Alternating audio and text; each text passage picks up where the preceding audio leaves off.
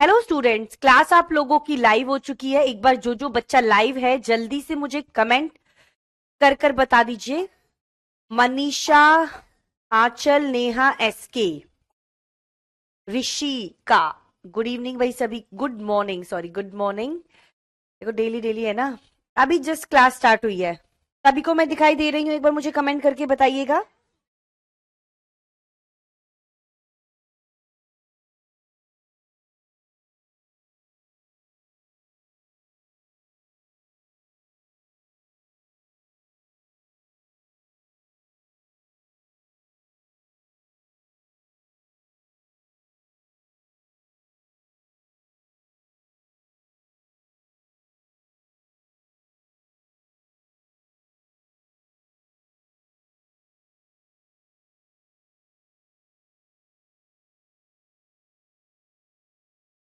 ये maths pedagogy की class है।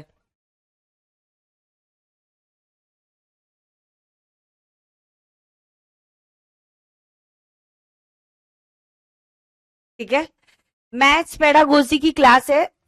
सॉरी, जिसमें मैं हम देखो क्या करने वाले हैं। अभी दो चार टॉपिक्स हम करने वाले हैं, इंपॉर्टेंट इंपॉर्टेंट है। और इसमें जो हम करेंगे वो चीजें आपके एग्जाम के लिए काफी इंपॉर्टेंट रहती हैं।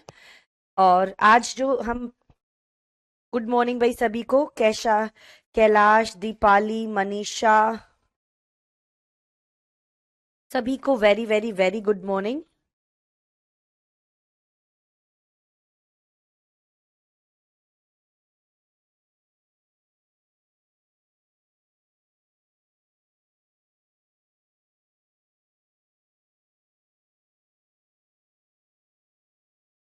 जो ये टॉपिक्स हैं ये एग्जाम के पॉइंट ऑफ व्यू से ज्यादा इंपॉर्टेंट है।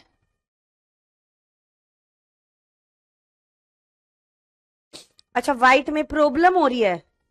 बेटा ब्लैक अभी तो नहीं हो पाएगा, नेक्स्ट टाइम हम कर लेंगे। ठीक है, जिसकी भी फर्स्ट क्लास लाइव है डेली क्लास लिया करो। अब आप लोगों का एग्जाम बहुत पास है, ये एक एक क्लास, यानी कि एक क्लास मिस करते हो तो एक नंबर मिस होता है। और एग्जाम में एक एक नंबर आप लोगों के लिए बहुत इंपॉर्टेंट होता है। ठीक है, तो अब आप लोग इसको तैयारी कर रही है कैसे। आज जो हम टॉपिक करने वाले हैं, सब जो छोटे छोटे टॉपिक्स एग्जाम में ज्यादातर पूछे जाते हैं। देखो 3 और 4 लेवल कल वाली क्लास में, बेटा उसको मनीषा दोबारा देख लो ना। और वो कल जो मैंने क्लास कराई थी ना, वैन हीले, वो सबसे इंपॉर्टेंट क्लास है मैथ्स पेडागोजी के लिए। एक क्वेश्चन जरूर आता है, एक से दो बेशक हो जाए। आज हम पढ़ेंगे क्रिएटिविटी क्या होता है।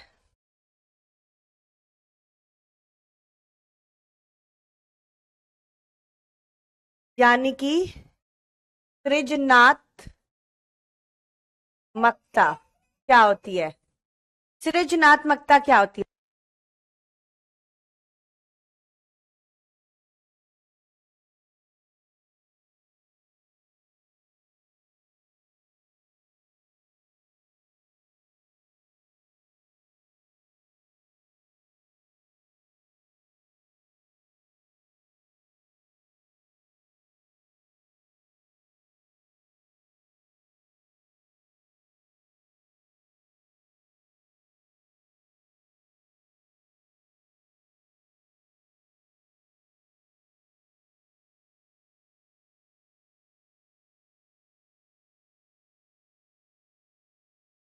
जल्दी एंड हो जाएगी बेटे, एकदम बढ़िया क्लास है। जिस जिसकी कासर, भाई जिसकी फर्स्ट क्लास है एक एक क्लास लिया करो। हाँ, what is the meaning of creativity. Creativity का अर्थ क्या होता है, कौन मुझे बताएगा। कई बार ना इसकी करेक्टरिस्टिक से क्वेश्चन जरूर आता है।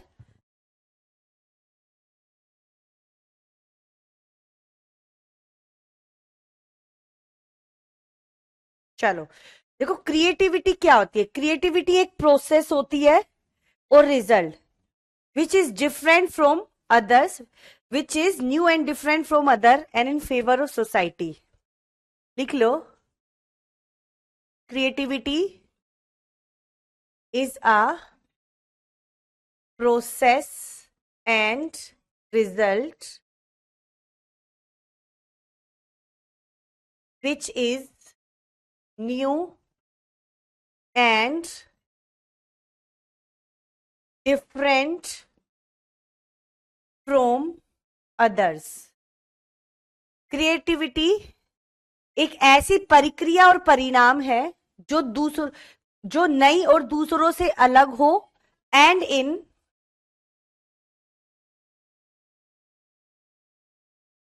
Favour of society.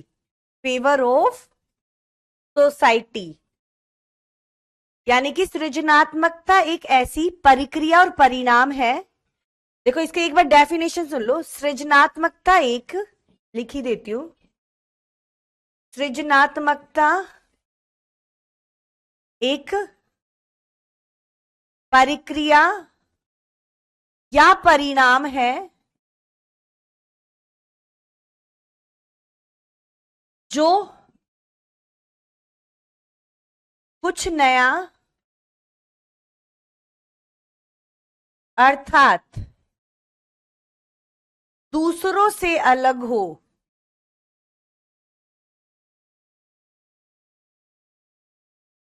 और समाज के लिए उपयोगी हो, और समाज के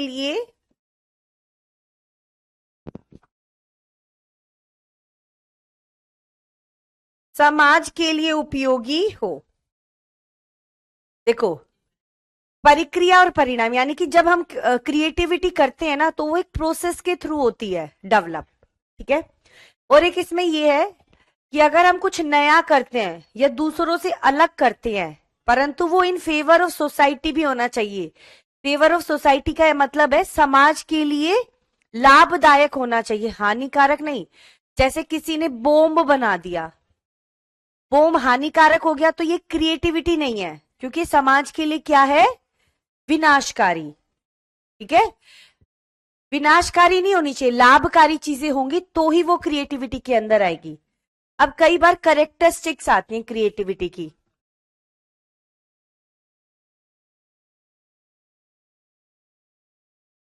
करेक्टरिस्टिक्स यानी कि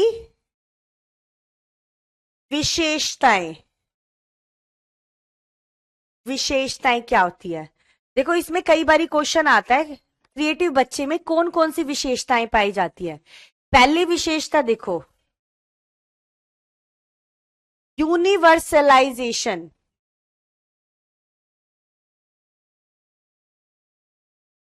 यानी कि सामान्यीकरण।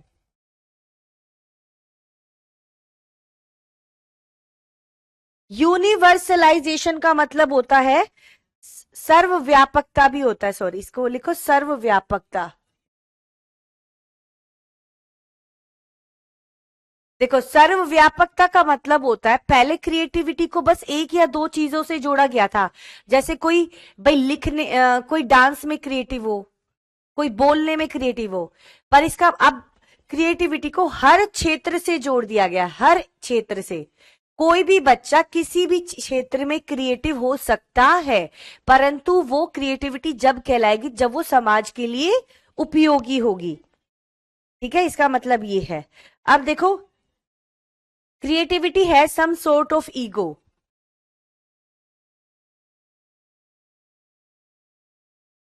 Creativity has some sort of ego. जो बच्चा सृजनात्मक होता है उसमें ईगो प्रॉब्लम पाई जाती है। सृजनात्मकता में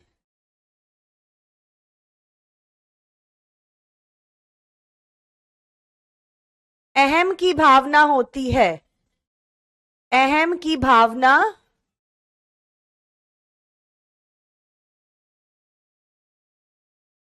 ठीक है। सृजनात्मकता में अहम की भावना होती है, ठीक है। आते हैं भाई ऐसे क्वेश्चन जरूर आएंगे। देखो जो बच्चा क्रिएटिव होता है ना उसमें थोड़ी ईगो प्रॉब्लम होती है। वो ना दूसरों को अपने बराबर नहीं समझता। क्रिएटिव बच्चा वो हमेशा दूसरों को अपने से कम समझता है, तो उसमें एक ईगो प्रॉब्लम होती है। जो बच्चा क्या होता है, क्रिएटिव, ठीक है। क्रिएटिविटी में चिंता की भावना होती है। Creativity has some sort of anxiety. यानी कि सृजनात्मकता में चिंता की भावना होती है। क्या होती है? चिंता की भावना। जो बच्चा क्रिएटिव होगा ना, उसको अपनी क्रिएटिविटी दूसरों से ज्यादा अच्छी करने के लिए हमेशा चिंतित रहता है। वो हमेशा चिंता में रहता है क्रिएटिविटी को डेवलप करने के लिए।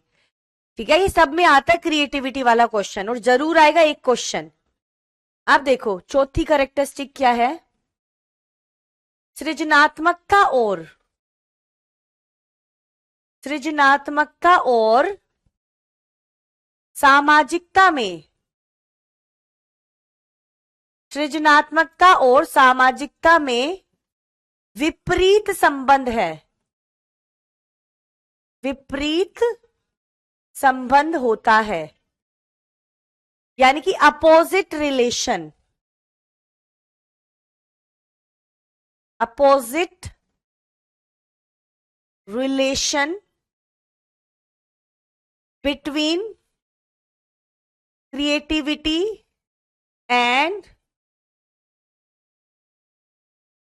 Social, between creativity and socialisation. देखो इसका मतलब क्या होता है? इसका मतलब ये होता है कि भाई जो बच्चा क्रिएटिव होगा ना, उसको थोड़ा वो सोशल कम होता है, क्योंकि अगर वो सोशल हो गया तो उसे अपने लिए टाइम नहीं मिलेगा अपनी क्रिएटिविटी को डेवलप करने के लिए। तो जो बच्चा क्रिएटिव होता है उसमें सोशलिटी का गुण कम होता है, क्योंकि अगर वो सोशल हो गया तो वो अपनी क्रिएटिविटी को कभी भी डेवलप नहीं कर पाएगा। तो इन दोनों में अपोजिट रिलेशन है। ठीक है, अब जो सबसे इंपॉर्टेंट है फिफ्थ, क्रिएटिविटी हैज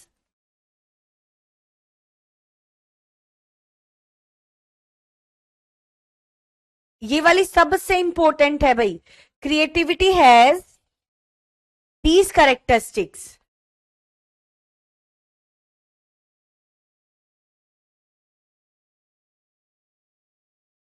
सृजनात्मकता में निम्नलिखित विशेषताएं पाई जाती है। फ्लुएंसी, प्रवाह, ये सबसे इंपॉर्टेंट है भाई।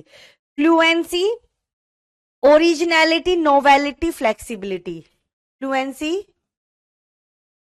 ओरिजिनलिटी,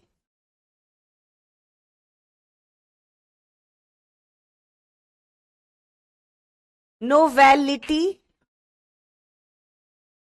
फ्लेक्सिबिलिटी, इलेबोरेशन,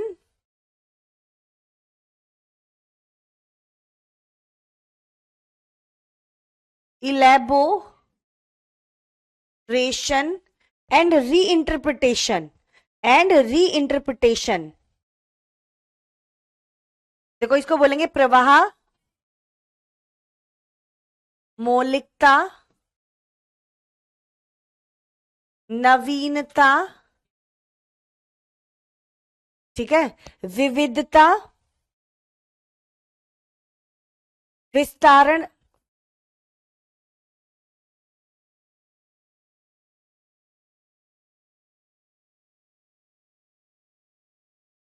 एंड रीइंटरप्रिटेशन,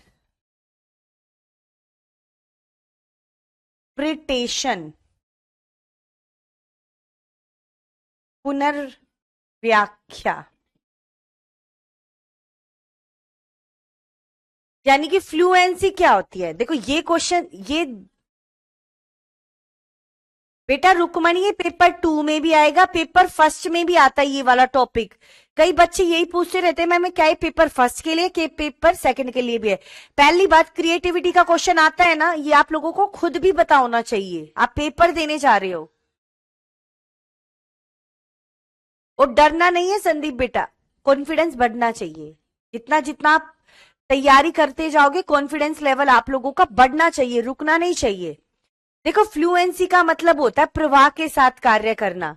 प्रवाह के साथ जो बच्चा क्रिएटिव होता है वो फ्लो में काम करता है। कैसे काम करेगा? फ्लो में। उसके काम करने से पता चल जाएगा कि ये बच्चा क्रिएटिव है या नहीं है। क्रिएटिव बच्चा एक फ्लुएंसी से काम करेगा, उसके काम करने से के तरीके से पता चल जाएगा कि वो क्रिएटिव है या नहीं। ओरिजिनलिटी का मतलब है अलग, औरों से अलग, किसी का कॉपी नहीं होना चाहिए। औरों से अलग, कुछ डिफरेंट होना चाहिए, अपना कुछ होना चाहिए, किसी की कॉपी नहीं। नोवेलिटी का मतलब होता है नया, आज तक जो किसी ने कुछ नहीं किया हो उसका कुछ नया इंट्रोड्यूस कर लेना। ठीक है। फ्लेक्सिबिलिटी, देखो जो बच्चा क्रिएटिव होता है ना, उसकी क्रिएटिविटी में एक ही चीज नहीं दिखती, बहुत सारी चीजों का समावेशन होता है। जैसे एक फोन है, फोन में बहुत सारे फीचर्स होते हैं, फ्लेक्सिबिलिटी है, तो क्रिएटिव बच्चे की क्रिएटिविटी में फ्लेक्सिबिलिटी का भी गुण होगा। विस्तारण का मतलब होता है भाई, विस्तारण का मतलब होता है क्या? विस्तार से बताना, फैलाकर बताना, उदाहरण के साथ बताना। अगर आप क्रिएटिव हो तो कोई भी चीज जब आपने कोई की है तो उसको बहुत अच्छे से एक्सप्लेन कर पाना दूसरों के सामने, ताकि वो भी अच्छे से समझ पाए। री इंटरप्रिटेशन का मतलब होता है पुनर्व्याख्या। अगर आप क्रिएटिव हो, मैंने कोई बात आपको बताई, आप ये बात किसी और को कितने अच्छे तरीके से बताते हो, री इंटरप्रिटेट कितना अच्छे से कर पाते हो, ये भी एक क्रिएटिविटी होती है। हाँ बेटा, स्वप्निल क्लास चल रही है, ठीक है। चलो, तो ये वाली देखो, इसको ना सबसे very very very important mark कर लेना। ये वाला एक क्वेश्चन यहां से जरूर आता है, कौन सा गुण एक क्रिएटिव पर्सन में होता है या नहीं होता है, एक क्वेश्चन यहां से जरूर आता है। ठीक है। फ्लो का फ्लुएंसी मतलब होता है कार्य को फ्लो में करना। ओरिजिनलिटी का मतलब होता है कार्य को क्या करना भाई, कुछ औरों से अलग करना, अपना कुछ करना, यानी कि किसी की कॉपी नहीं, आज तक किसी ने वैसा ना किया हो, कुछ नया कर देना। नवीनता यानी कि कुछ नया। फ्लेक्सिबिलिटी का मतलब होता है एक चीज, क्रिएटिव बच्चा जो होता है उसके काम में फ्लेक्सिबिलिटी दिखती है। ठीक है। चलो नेक्स्ट देखते हैं हम।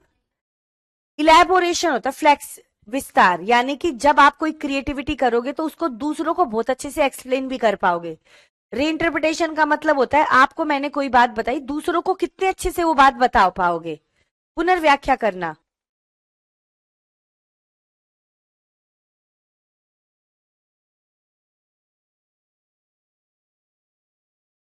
ठीक है। तो ये जो सब ये पांचवी है ना, ये हर बार पेपर में पूछी जाती है, हर बार पेपर में पूछी जाने वाली करेक्टरिस्टिक है।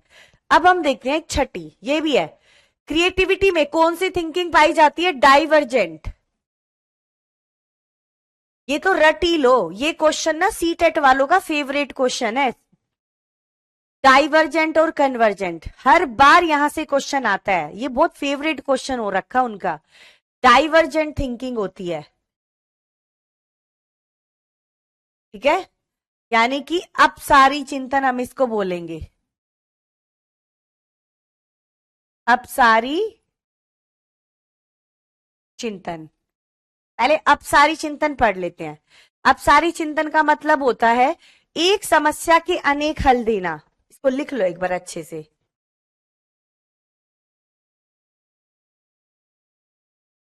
एक समस्या के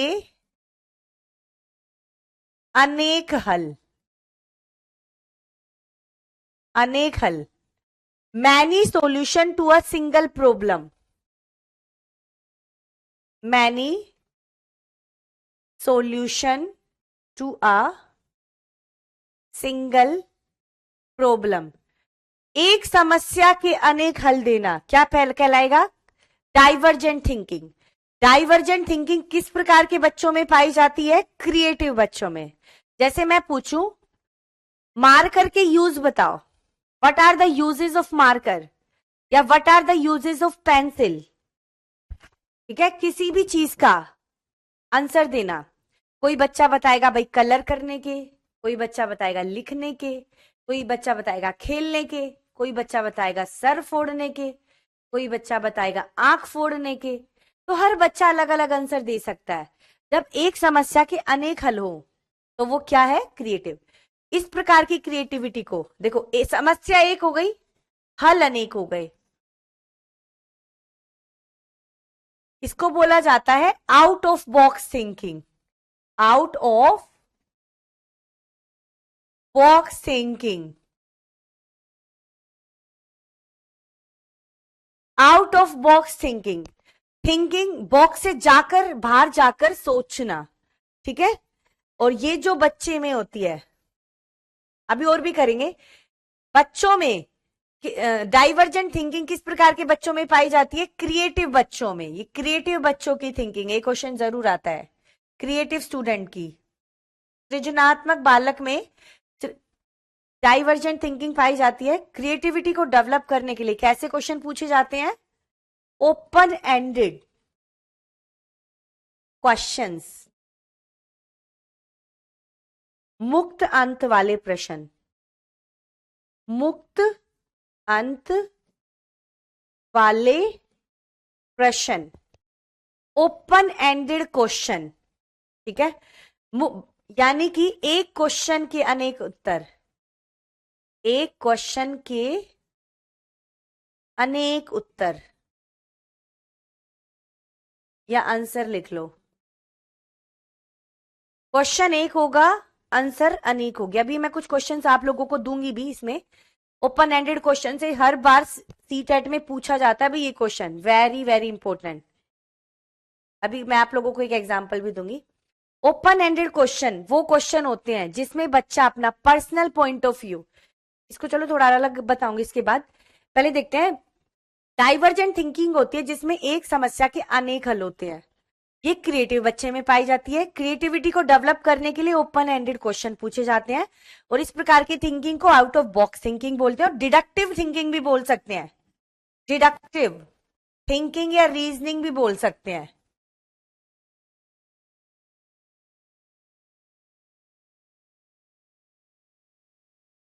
अभिसार, निगनात्मक,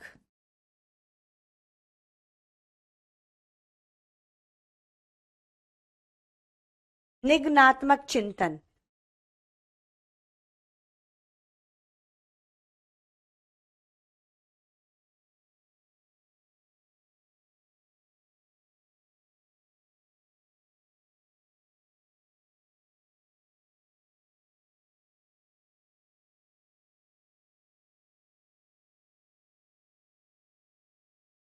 open ended question, deductive thinking, out of box thinking, ठीक है। ये क्या होता है? यहां से क्वेश्चन जरूर आता है भाई, डाइवर्जेंट थिंकिंग किस प्रकार के बच्चे में पाई जाती है? क्रिएटिव बच्चे में। क्रिएटिविटी डेवलप करने के लिए कैसे क्वेश्चन पूछे जाते हैं? ओपन एंडेड, ठीक है। ये क्वेश्चन एक जरूर आता है यहां से। और देखो अब आगे करते हैं भाई, हम एक और चीजें देखते हैं। इसके दूसरा है जो कन्वर्जेंट थिंकिंग,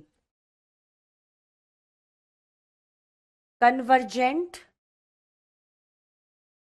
थिंकिंग, यानी कि अभिसारी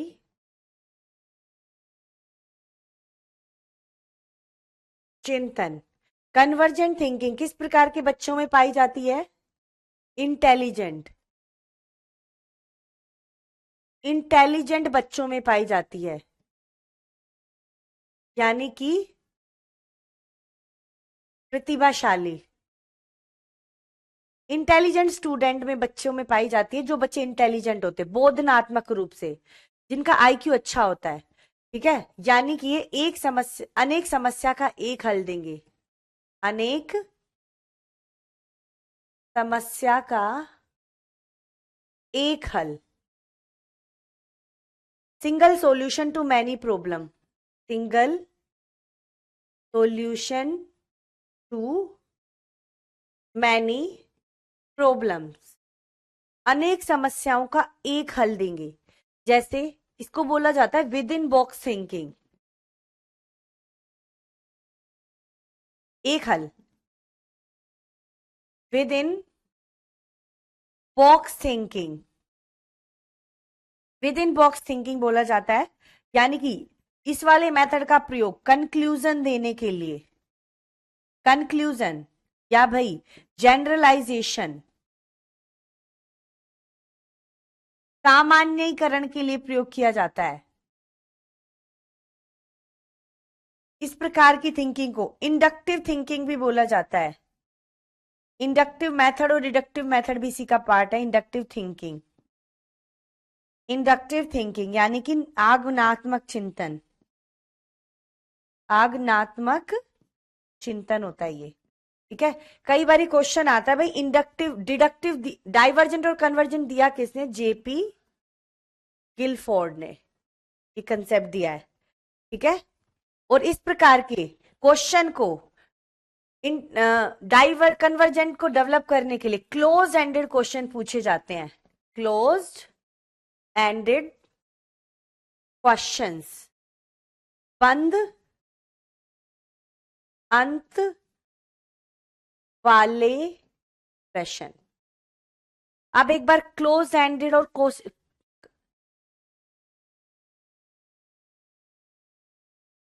ठीक है, डिडक्टिव होता है डिडक्ट करना, बाहर की तरफ जाना, क्रिएटिविटी को बोला जाता है। डाइवर्जेंट और क्रिएटिविटी या फिर भाई डिडक्टिव सेम बात है। हिंदी और इंग्लिश में मैंने कहा नहीं लिखा, पहले ये बताओ भाई, बच्चे हिंदी और इंग्लिश में ही अटके रह जाते हैं। हाँ, और देखो इनके एग्जाम्पल, इंडक्टिव के 4 होते हैं। एग्जाम्पल टू रूल, उदाहरण से नियम। टीचर बच्चों से उदाहरण ले लेकर नियम बनाता है, तो नियम बनाने के लिए भी इस मेथड का प्रयोग होता है। नियम, रूल, एस्टेब्लिश रूल। इंडक्टिव का प्रयोग रूल बनाने के लिए होता है। टीचर क्लास में डिस्कशन करने के बाद सामान्यीकरण कर रहा है, तो कौन सी विधि का प्रयोग कर रहा है? इंडक्टिव मेथड का, क्योंकि सामान्यीकरण एक होगा, रूल एक निकलेगा, कंक्लूजन भी एक ही निकलेगा। जब बात एक की आए ना, ठीक है, क्योंकि देखो क्लोज एंडेड में आंसर एक ही होगा, तो एक की बात आएगी तो इंडक्टिव, रूल एक ही बनेगा, एग्जाम्पल बहुत सारे होते हैं। ठीक है, देखो जो बच्चा इंटेलिजेंट होता है वो एक समस्या का, अनेक समस्या का एक ही हल देता है। ठीक है, और क्रिएटिविटी को डेवलप करने का एक बहुत इंपॉर्टेंट उपाय जो कई बार आता है,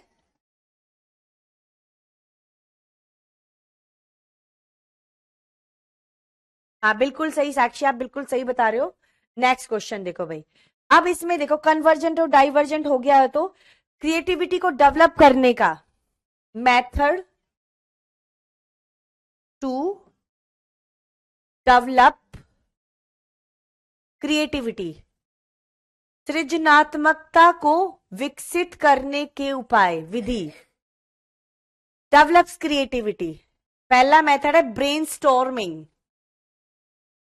ब्रेन स्टॉर्मिंग यानी कि मस्तिष्क उद्दीलन।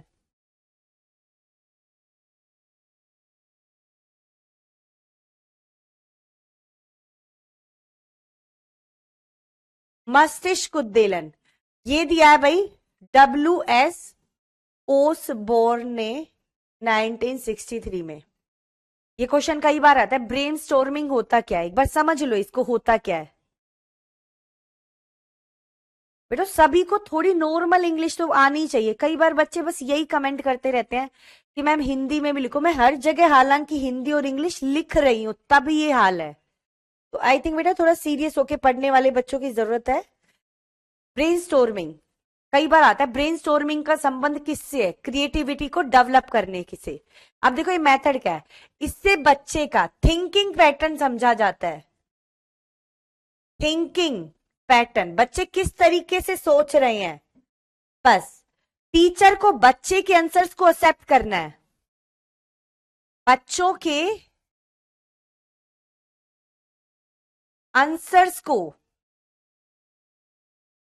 एक्सेप्ट करना है। कैसे एक्सेप्ट करना है? अगर बच्चा गलत आंसर भी दे तो भी बच्चे को डांट नहीं मारनी, क्योंकि अगर बच्चे को डांट मार दी तो बच्चा सही आंसर नहीं देगा, तो टीचर को उसकी क्रिएटिविटी का पता ही नहीं चलेगा भी बच्चा सोच क्या रहा है। थिंकिंग पैटर्न को एनालाइज करना है। जैसे मैं अगर पूछा कि भाई मार्कर के यूज बताओ, किसी ने बोला लिखने के, किसी ने बोला कलर करने के, किसी ने बोला भाई खेलने के, किसी ने बोला दीवार को भेंडने के लिए, किसी ने बोला सर फोड़ने के लिए, किसी ने आंख फोड़ने के लिए, किसी ने भाई बोला मार्कर का प्रयोग हम कुछ किसी चीज के लिए भी, यानी चाहे सही आंसर हो चाहे गलत आंसर हो। ये सही आंसर हो चाहे गलत आंसर हो, टीचर को बच्चों का आंसर एक्सेप्ट करना है, उससे पता चलेगा बच्चा सोच क्या रहा है, बच्चे का थिंकिंग पैटर्न क्या है, इसका पता चल जाता है किससे, ब्रेनस्टॉर्मिंग से। तो ये डेवलप करने का मेथड है क्रिएटिविटी, कई बार यहां से आता है। हाँ ठीक है, चलो यही आता है यहां से। अब एक देखते हैं, इसकी थ्योरी बहुत आती है, टेलर की थ्योरी बहुत पूछी जाती है। IA level theory, 5 level of creativity दिए, ये क्वेश्चन जरूर आता है, टेलर थ्योरी जरूर आती है। टेलर थ्योरी 5 लेवल्स इन्होंने बताए हैं क्रिएटिविटी के, 5 स्तर बताए हैं किसके, सृजनात्मकता के। यहां से क्वेश्चन आजकल आ रहा है, तो इसलिए मैंने करवा दिया। 5 स्टेजेस क्या है वो देख लो भाई।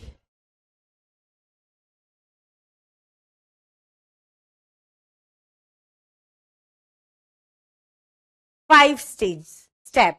पहला स्टेप होता है भाई आपका एक्सप्रेसिव, अभिव्यक्तात्मक। पहला है एक्सप्रेसिव,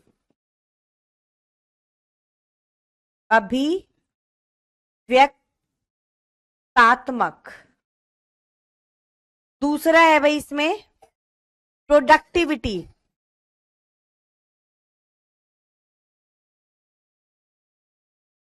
उत्पादकता। ठीक है, ये स्टेप्स बस आप लोगों को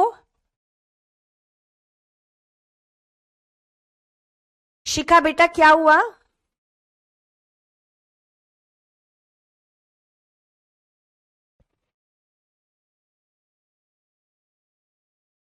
अभी और भी क्वेश्चन करेंगे हम।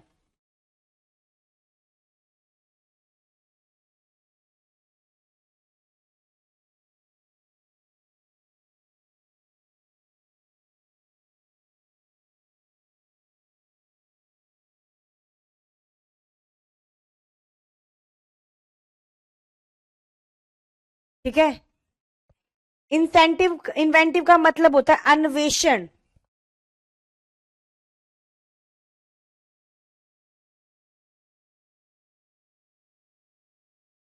ठीक है, इनोवेटिव का मतलब होता है नवाचार।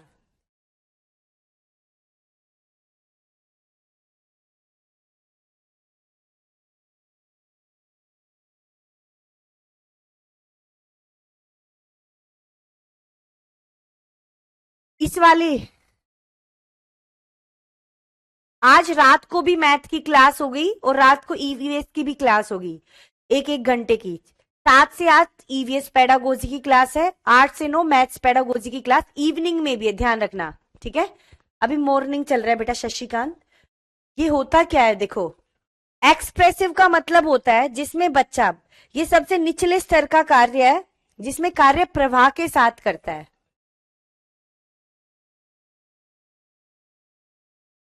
प्रवाह के साथ करना।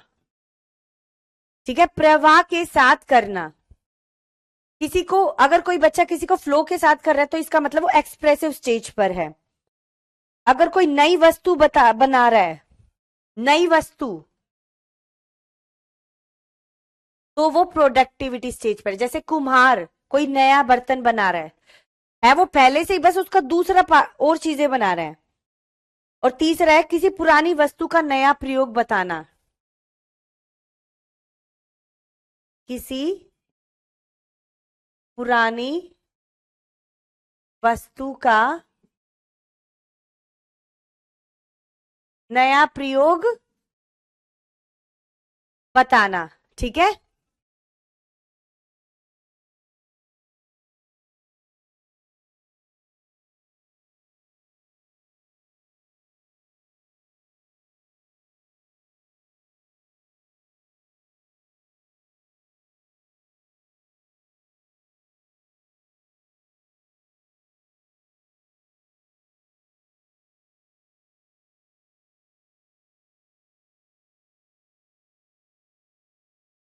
चलो कोई बात नहीं, हो जाता है।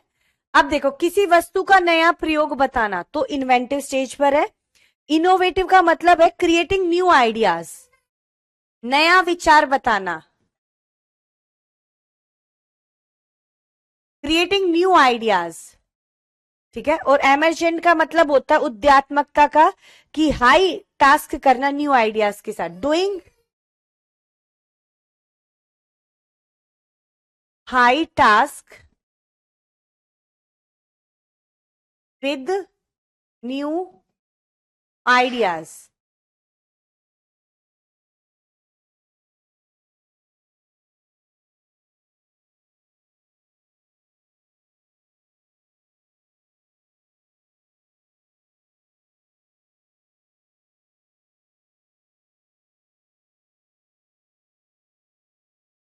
देखो, एक्सप्रेसिव का मतलब होता है जब किसी कार्य को प्रवाह के साथ किया जाता है। प्रोडक्टिविटी का जब नया कोई वस्तु बना दे, जैसे कुमार कोई नया बर्तन बना दे। इन्वेंटिव का मतलब होता है, इन्वेंटिव कोई पुरानी चीज है उसका नया यूज बता दिया आपने, भाई हाँ इससे हम ये कार्य भी कर सकते हैं। कोई चीज फालतू में पड़ी है, उस चीज का प्रयोग करके कोई नया चीज कर देना। इनोवेटिव, कोई आज तक जो किसी ने कुछ नहीं किया वह कुछ नया इंट्रोड्यूस कर देना। फिर होता है एमरजेंट लिटरेसी, यानी कि कोई बड़े स्तर का कार्य करना क्रिएटिविटी के साथ। ठीक है। आप लोगों का सिर्फ क्वेश्चन ये आएगा, ये लेवल्स के नाम पूछ लिए जाएंगे, आपको सिर्फ इतना ही याद करना है, 5 लेवल्स के नाम। ठीक है। चलो आगे देखते हैं। अब दो टाइप के क्वेश्चन होते हैं, एक होता है open ended question. Brain storming आप लोगों को इससे ज्यादा समझ में आएगा। देखो ओपन एंडेड क्वेश्चन,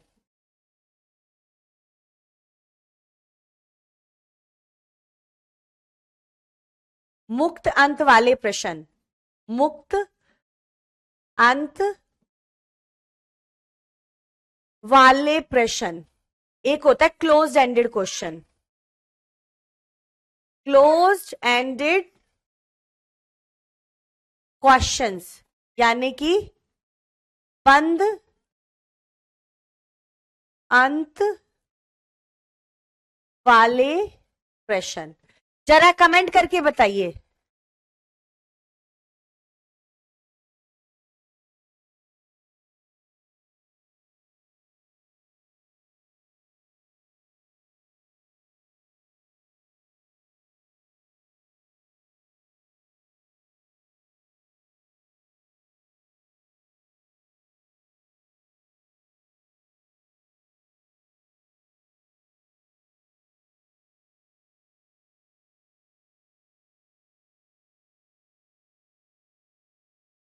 देखो, एक क्वेश्चन के अनेक उत्तर, अनेक क्वेश्चन का एक उत्तर। जैसे मैं आप लोगों को मैथ में ही बोलूं, ऐसी एक संख्या बनाओ, एक ऐसा नंबर दो जिसमें 2 बार 4 हो, 2 बार 5 हो।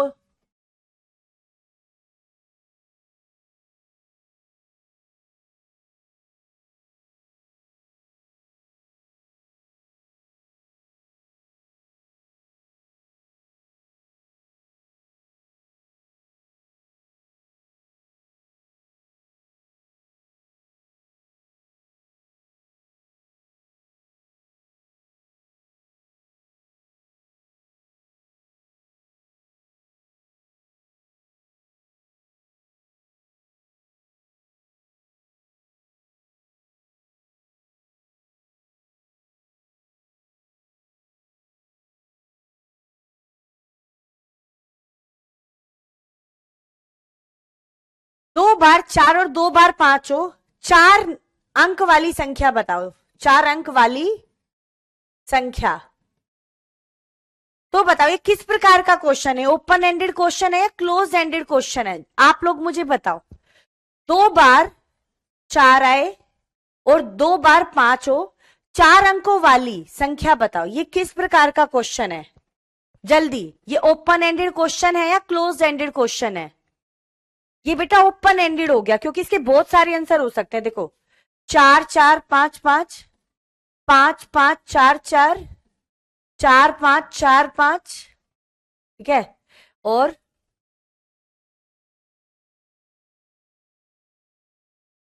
5 4 5 4 और बताओ।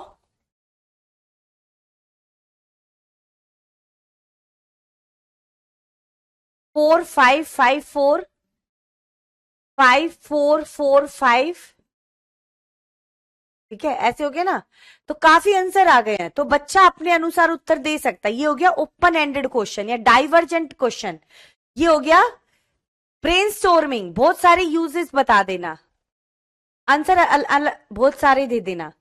अब मैं पूछूं इसी क्वेश्चन को रिपीट करके, ऐसी एक संख्या बनाओ जिसमें 2 बार 4 आए, 2 बार 5 आए। ठीक है, 4 अंकों की बनानी है। सबसे बड़ी संख्या या सबसे छोटी संख्या? सबसे बड़ी और सबसे छोटी संख्या बताओ।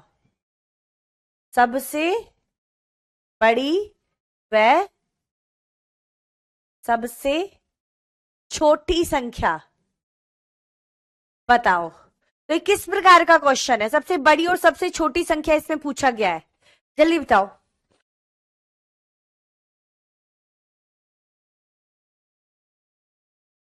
बताओ, सबसे बड़ी तो हो जाएगी 5 5 4 4, एक ही होगी, दूसरी नहीं।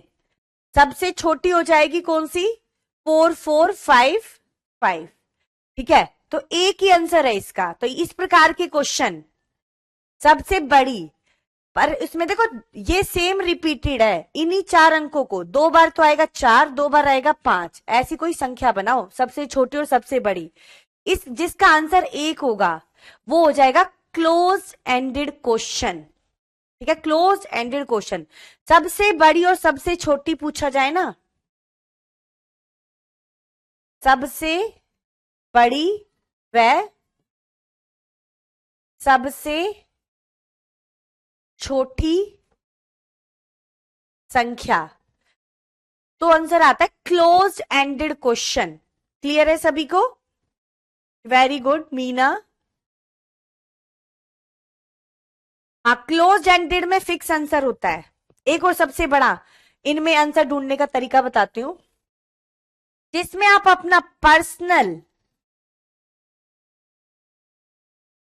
पॉइंट ऑफ व्यू जोड़ सकते हो।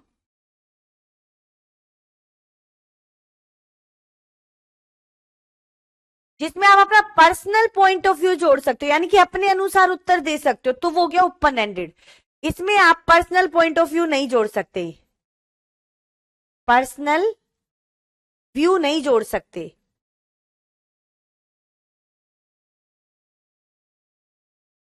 एक और क्वेश्चन पूछती हूं, जैसे स्वतंत्रता संग्राम के बारे में अपने शब्दों में लिखो। ये किस प्रकार का क्वेश्चन है? जल्दी बताओ। स्वतंत्रता संग्राम के बारे में अपने शब्दों में लिखो।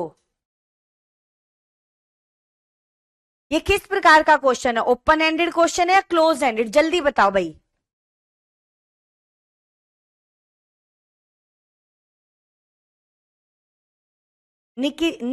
निकेता, स्वतंत्रता संग्राम के बारे में अपने शब्दों में लिखो। ये किस प्रकार का क्वेश्चन है? ओपन एंडेड है या क्लोज एंडेड? जल्दी बताओ।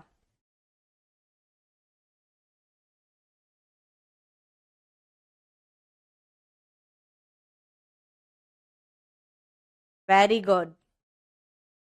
सिर्फ 2 बच्चों ने, वंशराज ने सही दिया है और कैलाश ने भी सही दिया है, दिव्या का भी सही है। ये देखो, जिसमें आप अपना पर्सनल पॉइंट ऑफ व्यू जोड़ सकते हो। आंसर तो बड़ा है दोनों में, परंतु क्या है, इसमें आप पर्सनल पॉइंट ऑफ व्यू जोड़ सकते हो। अपने अनुसार कोई घटना बना के थोड़ी ना लिख सकते हो स्वतंत्रता संग्राम के बारे में। जो टाइम डेट प्लेस है वो फिक्स है। थोड़ा आगे पूछे अलग तरीके से बेशक लिख सकते हो हर बच्चा, परंतु अपना व्यू नहीं जोड़ सकते उसमें। अपना व्यू उसमें नहीं जोड़ सकते, तो ये क्या हो गया? Close ended question. अब मैं पूछूं, दिल्ली में 2 दिन लाइट ना आए, दिल्ली में 2 दिन लाइट ना आए तो किन किन समस्याओं का सामना करना पड़ेगा? तो हर बच्चा अलग अलग आंसर दे सकता है, अपने अनुसार दे सकता है, कुछ भी बता सकता है। तो उसमें अपना पर्सनल पॉइंट ऑफ व्यू जुड़ गया, तो वो हो गया open ended question. Open ended question से क्रिएटिविटी डेवलप होती है। ओपन एंडेड क्वेश्चन किसको डेवलप करने के लिए यूज होते हैं? क्रिएटिविटी, सृजनात्मकता को विकसित करना किया जाता है। ठीक है। अब आगे चलते हैं। एक होता है कार्डिनल नंबर, जिसको हिंदी और इंग्लिश में यही बोलते हैं कार्डिनल नंबर्स। एक होता है ऑर्डिनल नंबर्स। एक होता है कार्डिनल, एक होता है ऑर्डिनल नंबर। कार्डिनल का मतलब होता है टोटल देना है, यानी कि टोटलिटी की बात करता है ये, इसकी संपूर्णता की।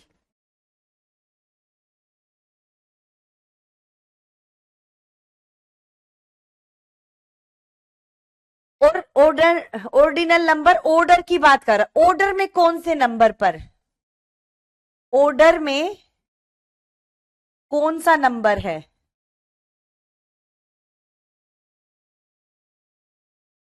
जैसे मैं बोलूं, आप मुझे बताने किस प्रकार का क्वेश्चन है। गिव मी 4 बुक्स, मुझे 4 बुक्स दो। ये कार्डिनल हो गया या ऑर्डिनल, जल्दी बताओ।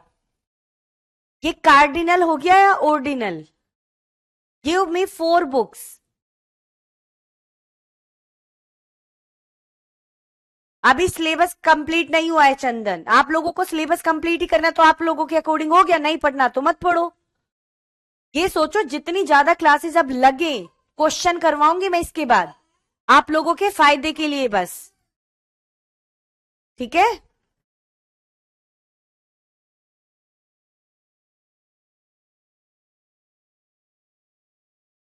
चलो, गिव मी 4 बुक, मुझे 4 बुक्स दो।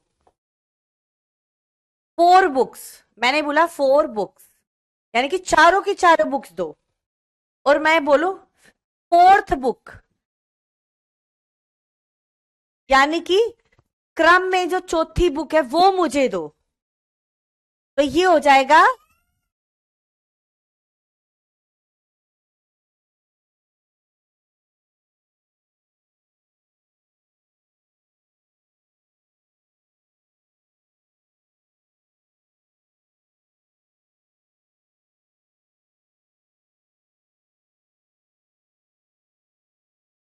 ठीक है, 5 टीम्स, 5 टीम्स लिख दिया। चारों की चारों टीम्स खेल रही हैं, 5 की 5। 5th टीम, 4th फ्लोर, चौथे फ्लोर पर रहते हैं। There are 4 floor. इस तरीके की बात आएगी तो कार्डिनल और ऑर्डिनल नंबर का एक क्वेश्चन जरूर आता है। देखो, कार्डिनल नंबर होता है कोमल, जिसमें हम चारों पूरे टोटलिटी की बात करेंगे। ठीक है।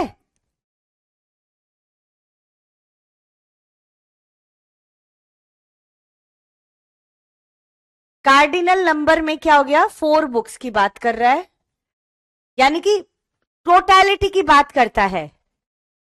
और इसमें क्या हो गया, कार्डिनल नंबर में ऑर्डर की बात करेगा, ऑर्डर में कौन सी बुक है। ठीक है। चलो भाई, ओपन एंडेड क्लोज एंडेड से भी बहुत ज्यादा क्वेश्चन आते हैं।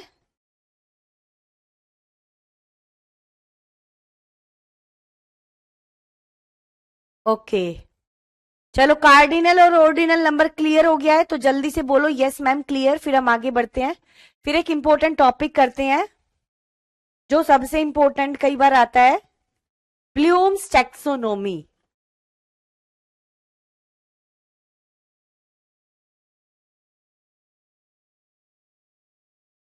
ब्लूम टैक्सोनॉमी, ये बीएस ब्लूम ने दी है। ब्लूम टैक्सोनॉमी किसने दी है भाई, बीएस ब्लूम ने। ठीक है, किसने दिया है, बीएस ब्लूम ने 1956 में, 1956 में दिया है। और क्या बताया है, ब्लूम की टैक्सोनॉमी को इंस्ट्रक्शनल ऑब्जेक्टिव भी बोला जाता है।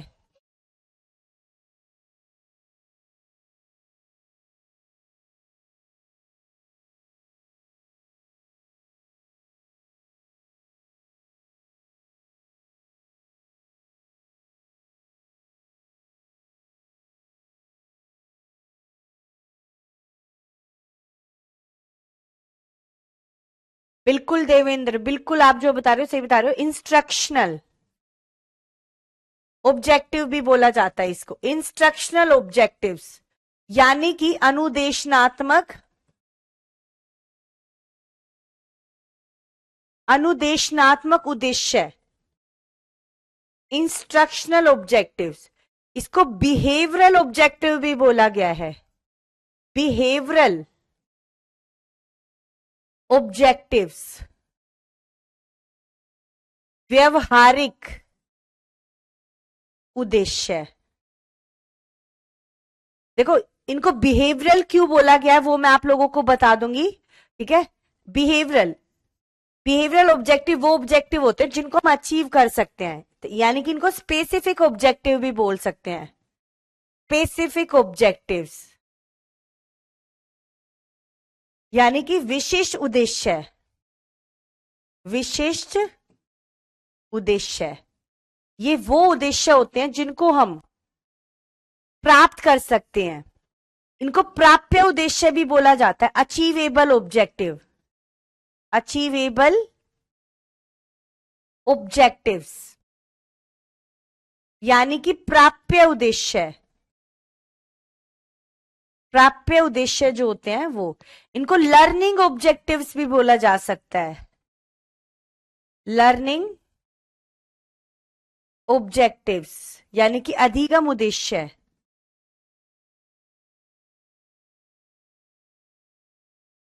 ठीक है, एक होता है जनरल ऑब्जेक्टिव, एक होता है स्पेसिफिक ऑब्जेक्टिव। जनरल ऑब्जेक्टिव जो होता है वो काफी समय के बाद प्राप्त होता है, पर जो स्पेसिफिक ऑब्जेक्टिव होता है वो तुरंत प्राप्त हो जाता है। हर, जैसे मैं आज एक टॉपिक पढ़ाऊंगी ब्लूम टैक्सोनॉमी, ब्लूम टैक्सोनॉमी को पढ़ाने का मेरे का उद्देश्य है कि आप इसके सारे क्वेश्चन कर जाओ। ये उद्देश्य किस प्रकार का हो गया, स्पेसिफिक ऑब्जेक्टिव। ठीक है बेटा, चंदन अभी बहुत सारी क्लासेस रह रही हैं, ठीक है, अभी काफी क्लासेस रह रखी हैं, तो आप इतने टेंशन पढ़ने की लो फालतू के।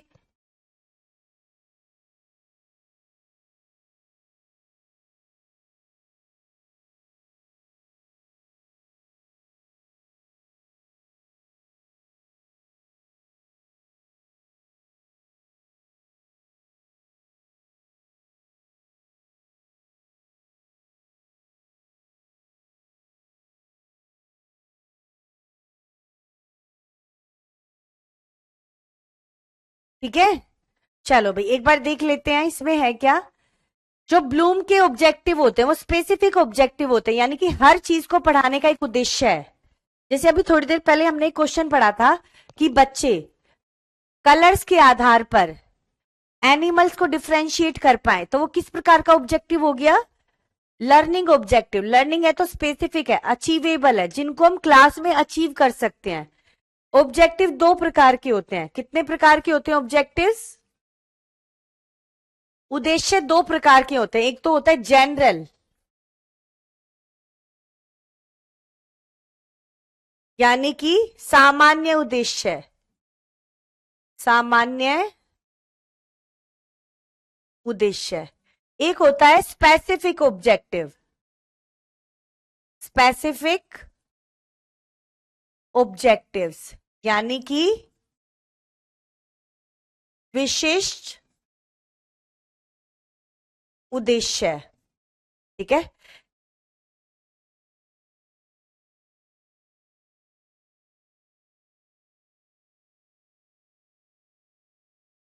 विशान बेटा देखो, इतना बड़ा क्वेश्चन आप पूछ रहे हो, अगर ऐसे क्वेश्चन आपको पूछने हैं तो आप मुझे मेरे चैनल पर पूछ सकते हो, इतने क्वेश्चन का शायद मैं जवाब ना दे पाऊं अभी। ठीक है, अब देखो, ये जो ऑब्जेक्टिव होते हैं जनरल, ये लॉन्ग टर्म होते हैं, लॉन्ग टर्म, इनको अचीव करने में समय अधिक लगता है, समय अधिक लगता है। ये अप्राप्य होते हैं, अप्राप्य, अनअचीवेबल, इनको अचीव करना बहुत मुश्किल होता है, ये कई बार अचीव भी नहीं हो पाते, इनको समय अधिक लगता है, लॉन्ग ड्यूरेबल होते हैं। ठीक है, दूसरा होता है स्पेसिफिक, ये शॉर्ट टर्म होते हैं, शॉर्ट टर्म ऑब्जेक्टिव, इनको इनको अचीव करने में कम समय लगता है, कम समय, टाइम कम लगता है, ठीक है, और ये प्राप्य होते हैं, अचीवेबल होते हैं। हर टॉपिक,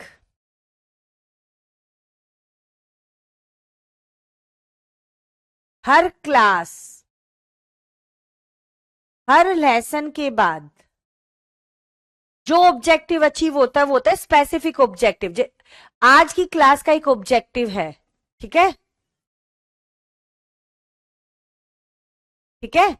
तो भाई अगर हर टॉपिक को करने पर आज की जो क्लास है उसका जो उद्देश्य है वो क्या हो गया, स्पेसिफिक उद्देश्य है, स्पेसिफिक ऑब्जेक्टिव। एक टॉपिक पढ़ा है उसका उद्देश्य स्पेसिफिक हो गया, एक लेसन पढ़ा है उसका उद्देश्य स्पेसिफिक हो गया, ठीक है।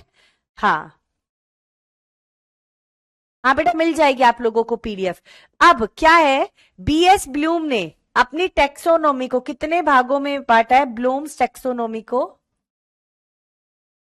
ब्लूम टेक्सोनोमी को 3 भागों में बांटा है। कई बार आता है ब्लूम ने अपनी इंस्ट्रक्शनल ऑब्जेक्टिव्स को कितने भागों में बांटा है, ब्लूम ने अपने ऑब्जेक्टिव्स को कितने भागों में बांटा है, ब्लूम ने अपनी बिहेवियरल ऑब्जेक्टिव्स को कितने भागों में बांटा है, 3 भागों में, 3। पहला आता है भाई, 3 पार्ट्स के नाम मुझे कौन कौन बताएगा, जल्दी कमेंट करके बताओ भाई। पहला है cognitive domain, cognitive domain, domain की जगह यहां पे ऑब्जेक्टिव भी लिख सकते हैं या एस्पेक्ट भी लिख सकते हैं, यानी कि संज्ञानात्मक क्षेत्र, संज्ञानात्मक क्षेत्र है ये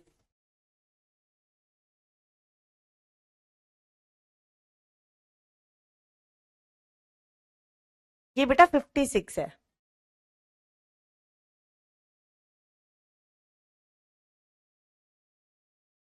ठीक है। कोग्नेटिव दूसरा है, अफेक्टिव,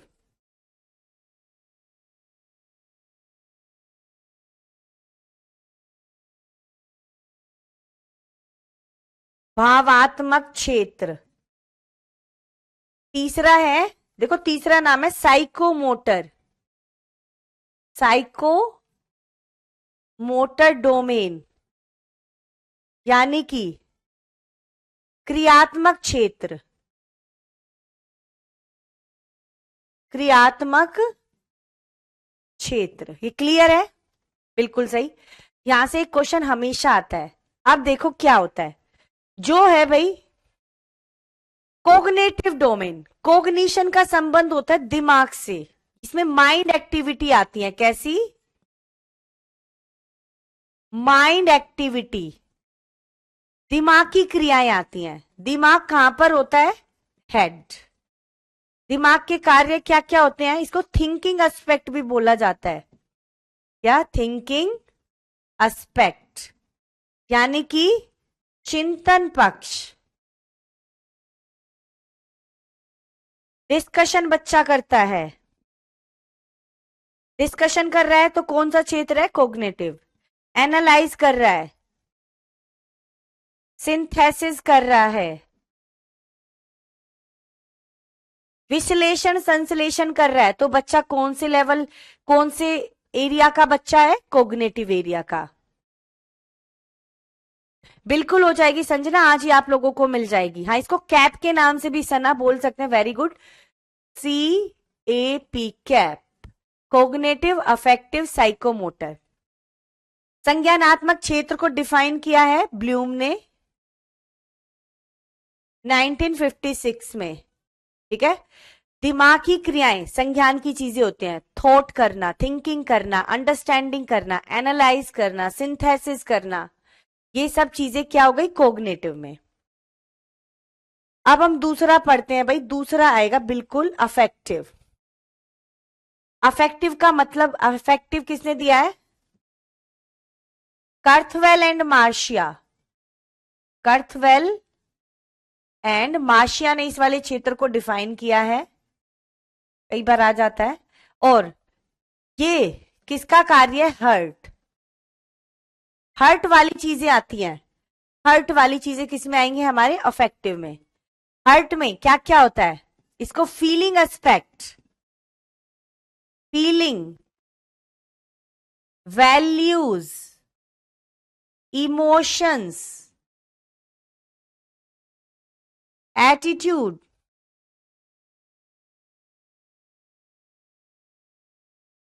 बिहेवियर,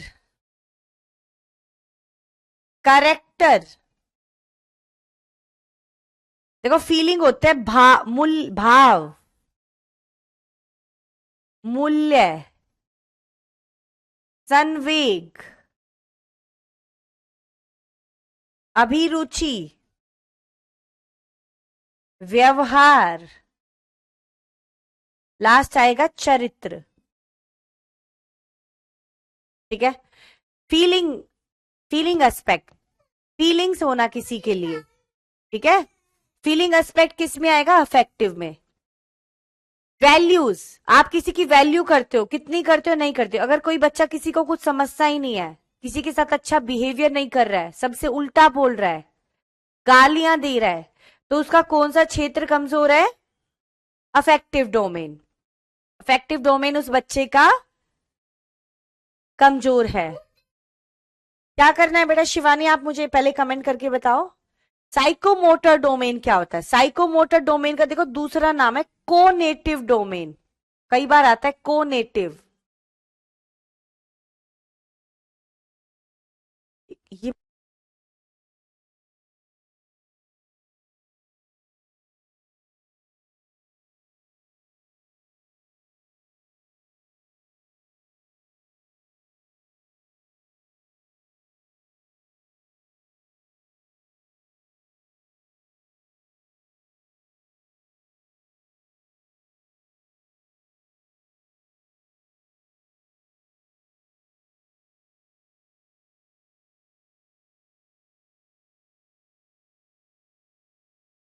हाँ बेटा, 1 साल तक रहता है दिव्या, बिल्कुल 1 साल तक रहता है। ठीक है। साइकोमोटर डोमेन का दूसरा नाम है कोनेटिव डोमेन, यानी कि मनो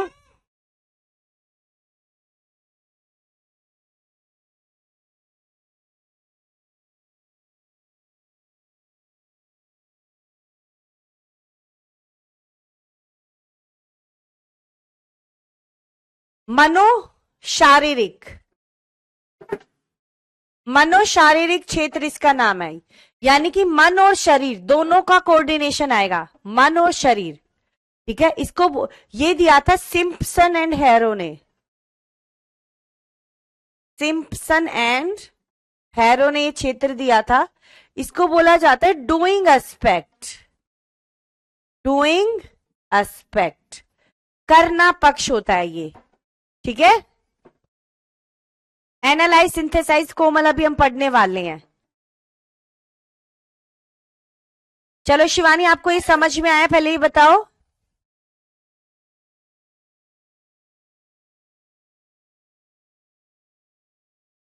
जल्दी बताओ।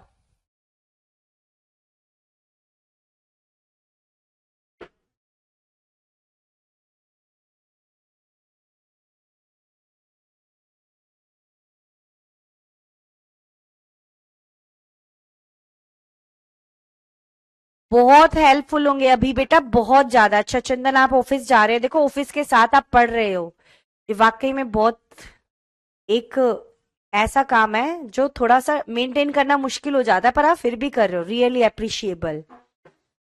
कोई दिक्कत नहीं है। ये एक क्वेश्चन जरूर आएगा, देखो कई बार पूछ लिया था, फीलिंग एस्पेक्ट कौन सा अफेक्टिव, डूइंग एस्पेक्ट कौन सा है साइकोमोटर, और थिंकिंग एस्पेक्ट कौन सा है कोग्नेटिव। ठीक है।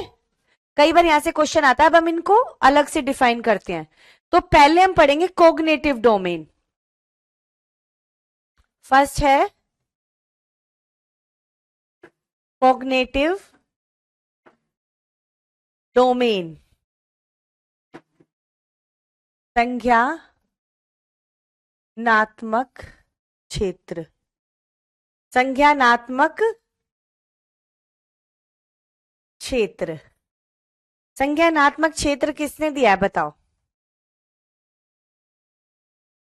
ठीक है, साइड हो जाऊं मैं? हाँ, एक्सियोम्स इसमें ही आएगा बेटा सूर्य, वेरी गुड।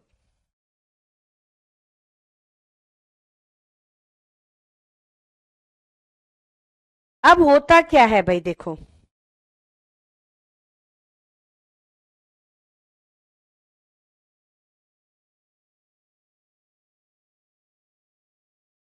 कोग्नेटिव डोमेन को कितने भागों में बांटा है? 6 पार्ट, 6 पार्ट्स हैं, बस इनके पार्ट्स नाम याद कर लेना, पार्ट से ही आता है कोग्नेटिव डोमेन। देखो पहले 1956 में दिया था इन्होंने 6 टाइप।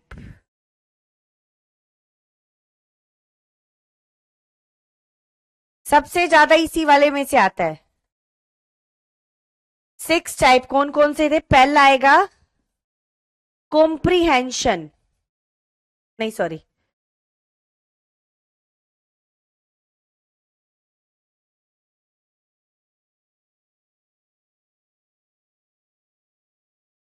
नॉलेज,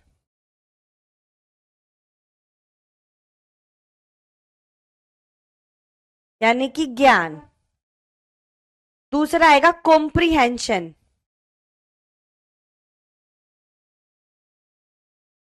यानी कि अवबोधन। तीसरा आएगा एप्लीकेशन,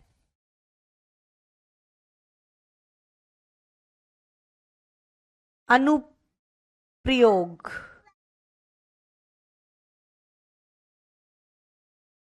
ठीक है।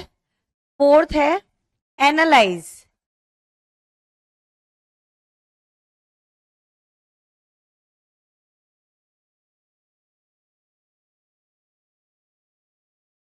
विश्लेषण।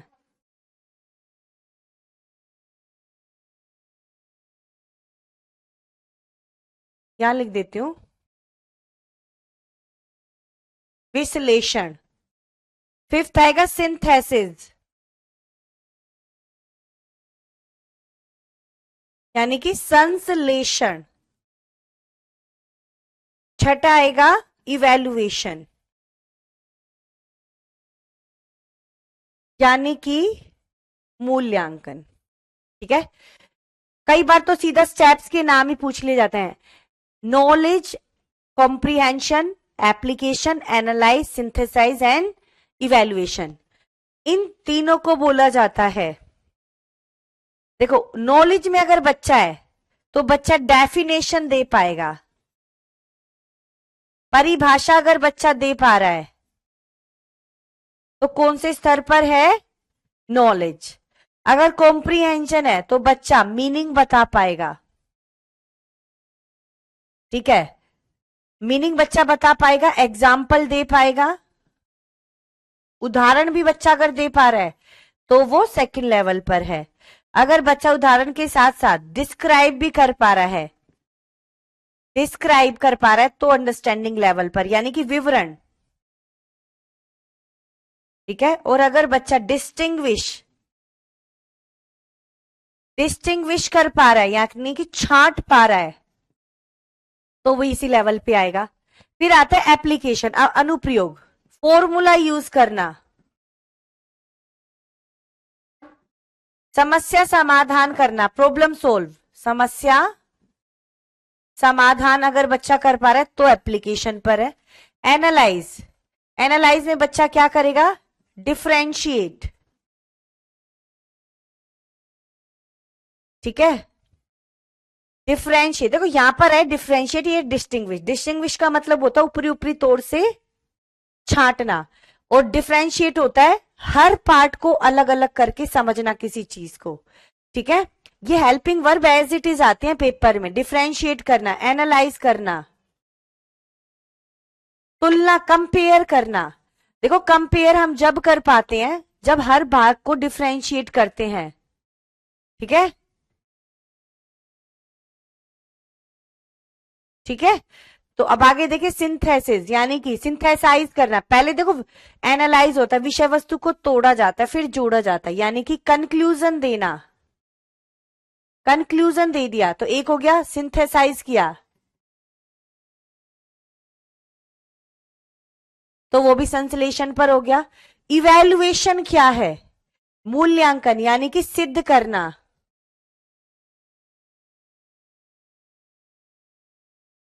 प्रूव करना, प्रूव कर दिया है। ठीक है, ओके। चलो अब हम देख लेते हैं, ये स्टेप्स कई बार आते हैं। एक बार क्वेश्चन आता है, एक बच्चा परिभाषा दे पा रहा है तो कौन से लेवल पर है? नॉलेज। एक बच्चा मीनिंग बता पा रहा है तो अंडरस्टैंडिंग, एग्जाम्पल दे रहा है तो अंडरस्टैंडिंग। ये आप लोगों को याद करने हैं। इनकी हेल्पिंग वर्ब मैंने किस में लिखवाई है? इनको वर्ब्स बोला जाता है, वर्ब। कई बार पूछा है वर्ब कौन से लेवल को उसके लिए यूज किया है? कोग्निशन के लिए यूज किया है। ठीक है, अब दूसरा लेवल आता है भाई affective, affective domain. Affective domain, इसके भी 6 भाग है, इसके बस याद करने हैं। रिसीविंग, रेस्पॉन्डिंग, वैल्यूइंग,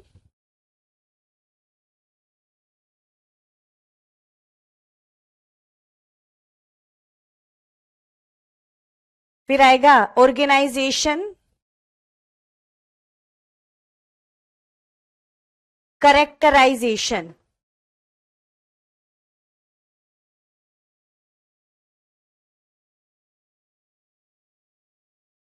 ठीक है,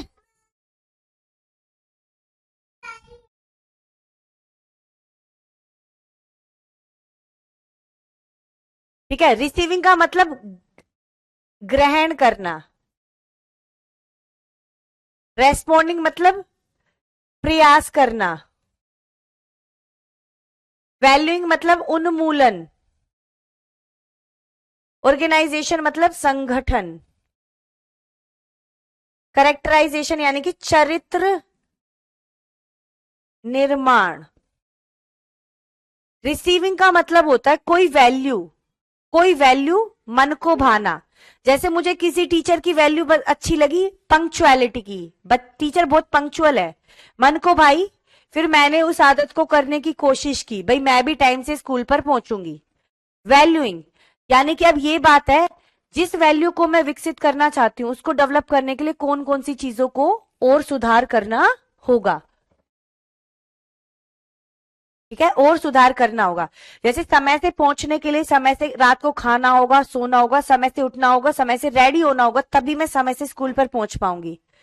ऑर्गेनाइजेशन का मतलब है सही समय पर सही मूल्य का प्रयोग, सही समय पर सही मूल्य का प्रयोग। ठीक है, अगर हम बार बार कोई मूल्य बार बार रिपीट करते हैं तो हमारे करेक्टर में आ जाते हैं, व्यवहार में आना, व्यवहार में आना। ठीक है, तीसरा डोमेन है भाई psychomotor domain. Psycho motor domain, इसको कोनेटिव डोमेन भी बोला जाता है, कोनेटिव डोमेन। ठीक है, इसको डूइंग एस्पेक्ट भी बोला जाता है, डूइंग एस्पेक्ट। इसके भी 6 भाग हैं। Impulsion, manipulation, control, coordination,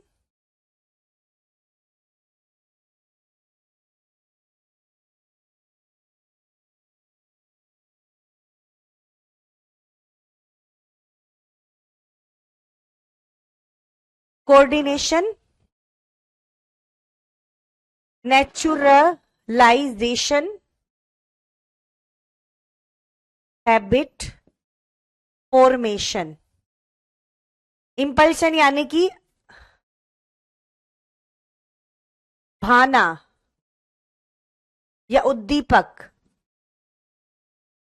manipulation करना पक्ष, करना बोला जाता है। ये स्टेप्स के नाम ही पूछे जाते हैं बस इनमें से। जैसे कई बार नेचुरलाइजेशन पूछा है, कौन से नेचुरलाइजेशन किस में आता है ये पूछा जाता है। कंट्रोल यानी कि नियंत्रण, फिर समन्वय, फिर सामान्यकरण, फिर आदत निर्माण। इनमें से सिर्फ और सिर्फ ये स्टेप्स पूछे जाते हैं, कौन सा स्टेप किसका है। तो यहां से क्वेश्चन जरूर आएगा। अब हम कल आज शाम को मिलेंगे, कल आज शाम को 6 से 7, 7 से 8, 8 से 9 2 क्लास होंगी ईवीएस और मैथ्स पेडागोजी की। Bye, take care, all the best.